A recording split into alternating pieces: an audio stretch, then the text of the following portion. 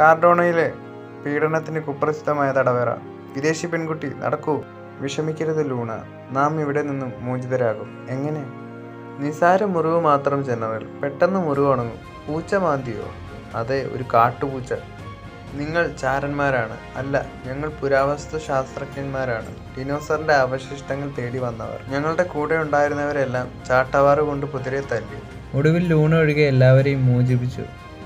Luna, ഞങ്ങൾ നിന്നെ പുറത്തിറക്കും. ഒരുത്തനും മിണ്ടരുത്. ലൂണയെ തനിച്ചാക്കിയിട്ട് ഞങ്ങൾ പോകില്ല. വിഡ്ഢികളെ, രക്ഷപ്പെട്ടത് ഭാഗ്യമെന്ന് വിചാരിച്ചോളൂ. ഇവിടെ നിന്നാൽ തല പോകും. ഒടുവിൽ ഞങ്ങൾ കാർഡോണ വിട്ടു. സാധന സാമഗ്രികൾ അവിടെ ഉപേക്ഷിക്കേണ്ടി വന്നു. അപ്പോൾ ലൂണയെ കൂടാതെ നിങ്ങൾക്ക് കാർഡോണയിൽ നിന്ന് പോരേണ്ടി വന്നു. നിങ്ങൾ എവിടെയെങ്കിലും പരാതിപ്പെട്ടോ? പക്ഷെ പ്രയോജനമുണ്ടായില്ല.